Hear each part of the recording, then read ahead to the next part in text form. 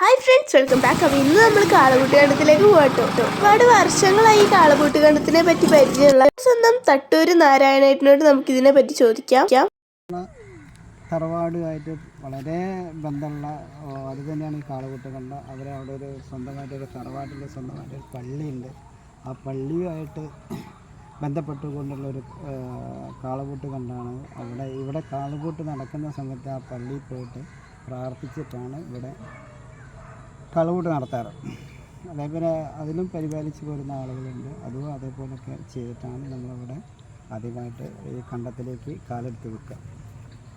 അതേപോലെ തന്നെ നമ്മൾ അതിൻ്റെ മുകളിൽ ചിരട്ട കമിഴ്ത്തി വെച്ചിട്ട് ഈ 1 ഏക്കറിൽ 17 സെൻറ്റിലും കംപ്ലീറ്റ് ചിരട്ട പാകി അതിൻ്റെ മുകളിൽ മണൽ നിറച്ചിട്ടാണ് ഈ കണ്ടം പാകി നിലം റെഡിയാക്കിയത്. നിലം എന്താ പറയുക, ഈ കർഷകർക്ക് നെല്ല് വിതയ്ക്കാനും നാറ് നടാനും ഒക്കെ പാകത്തിലാക്കിയത് ആ ഒരു രീതി. ചളി ഉണ്ടാവില്ല. ഈ കണ്ടത്തിൽ ഇറങ്ങിയാൽ തന്നെ നിങ്ങൾക്കറിയാം, നമ്മൾ കടപ്പുറത്ത് പോയിട്ട് പതിഞ്ഞ മാതിരിയാണ് ഈ കണ്ടത്തിലുണ്ടാവുക. നിങ്ങൾക്ക് വേണേൽ ഇറങ്ങി പരിശോധിച്ച് നോക്കാം. അത്രയ്ക്കും ഗംഭീരമായിട്ടാണ് ഈ കണ്ടം അറിയപ്പെടുന്നത്. ഇന്നത്തെ കേരളത്തിലെ കാളകൂട്ട് കണ്ടത്തിലെ ഏറ്റവും പ്രഗത്ഭമായിട്ടുള്ളൊരു കാളകൂട്ട് കണ്ടം ഇന്ന് പറയപ്പെടുന്നത് പണ്ട് കാലത്തുള്ള പെരുമണ്ണ മുല്ലവണ്ണ കാളകൂട്ട് കണ്ടാണ്.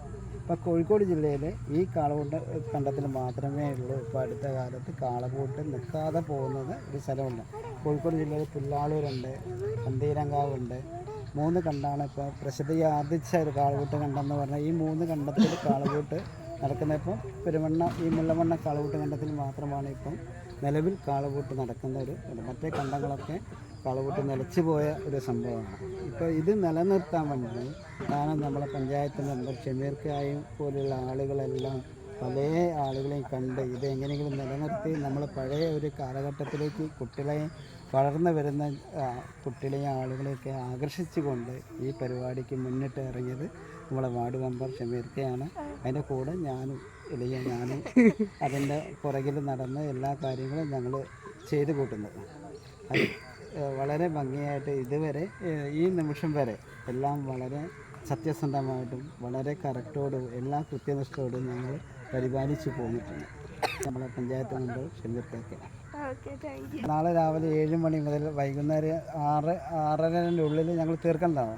അഥവാ ഈ ഫൈനൽ റൗണ്ടിലേക്ക് എത്തുന്ന കന്നുകൾ കാളകൾ കൂടുതൽ എൻട്രി ആണെങ്കിൽ സമയം രാത്രിയായാലും നമ്മൾ കണ്ടത്തിൻ്റെ ചുറ്റും CF ലൈറ്റുകൾ സ്ഥാപിച്ചിട്ടുണ്ട്.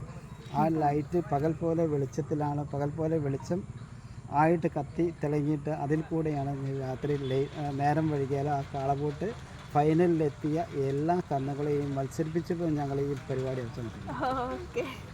ആ കാളകളെന്ന് പറഞ്ഞു വെച്ചാൽ കാളകളെ പറ്റി പറയുകയാണെങ്കിൽ മനുഷ്യന്മാരിന്ന് ഏറ്റവും കൂടുതൽ വലിയ അരി വാങ്ങുന്നത് 55 രൂപയാണ് 1 കിലോ അരിക്ക്.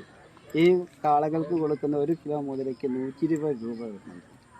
അതേപോലെ ഒരു 10-12 കാളകളും മൂരികളുള്ള എത്രയോ മുതലാളിമാർ മലപ്പുറം ജില്ലയിൽ ഒക്കെ ഉണ്ട്. അങ്ങനെ 6 ജോഡി 12 ജോഡിയുള്ള ആളുകളൊക്കെ ഉണ്ട്.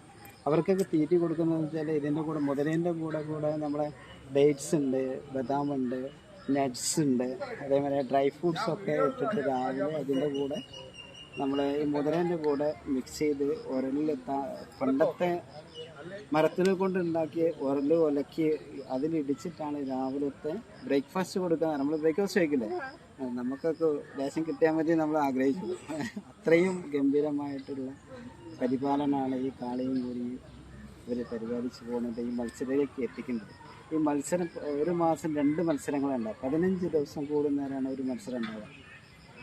ആ മത്സരം കഴിഞ്ഞാൽ നാടൻ കോഴിയും നാടൻ മരുന്നും കൂട്ടിയിടിച്ച് പച്ചക്കോഴി ഈ മരുന്നുകൾ കോഴിയും കൂടെ കൂട്ടിയിടിച്ചിട്ടാണ് ഇതിൻ്റെ ഈ വേദനയും ഈ കടച്ചിലും ഈ അടിക്കുള്ള വേദനയൊക്കെ മാറുന്ന മരുന്ന് കൊടുക്കുക. 15 ദിവസം റെസ്റ്റ് ഉണ്ടാവും. അടുത്ത 15 ദിവസത്തേക്ക് സജീവമാവുകയും ചെയ്യും. കൂടുതൽ ശക്തി ആർജിച്ച് നാളെ ഇവിടെ നടക്കുന്ന കാളകൂട്ടിനെക്കാളും അടുത്ത കാളകൂട്ടിന് അതിലേക്കൊരു ശക്തി വായിച്ച് വരണം എന്നുള്ള ആഗ്രഹത്തോടു കൂടി ആണ് ഈ കന്നുകളെ ഇവർ പരിപാലിച്ചു പോകുന്നത്. അതുപോലെ നമ്മളെ കുട്ടികളെ നോക്കുന്നതിനെക്കാട്ടും കൂടുതൽ ശ്രദ്ധയോടെയാണ് ഓരോ കാളയും ഓരോ മൂരിനെയും ഓരോ കന്നുടമ പണിക്കാരും.